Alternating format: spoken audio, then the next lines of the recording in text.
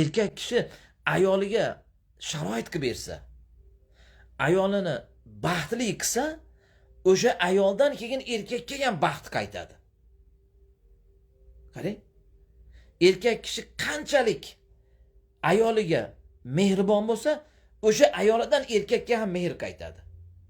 Masalan, erkak kishi uyga qanchalik yaxshi produktni olib kelsa, go'sht, kartoshka, piyozlar olib keldimi, ana shunda shunchalik shirin ovqatni yeydimi o'zi?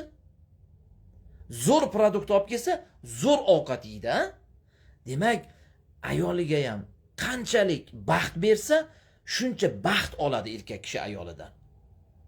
Erkak kishi qanchalik ayoliga zo'r sharoit qilib bersa, o'zi mazza qilib yashaydi ayoli bilan o'sha sharoitda. Ayoli yana ham go'zallashtiradi uni. Erkak kishi ayoliga qanchalik chiroyli narsalarni olib bersa, o'sha chiroyli narsalar erkakni o'ziga ko'zini quvonchi bo'ladi. O'zi ko'rib rohatlanadi shu chiroyli narsalarni.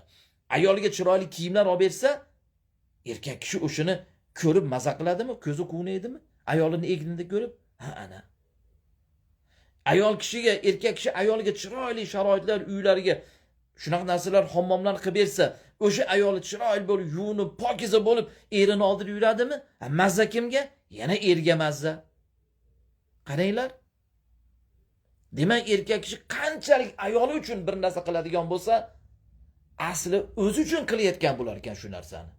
Ayoli uchun qanchalik zo'r sharoit qilib bersa, ayoli uchun qanchalik ko'p narsa beradigan bo'lsa, asli o'zini rohati uchun, o'zini ko'zini quvonchi uchun qilayotgan bo'lar ekan shu narsalarni.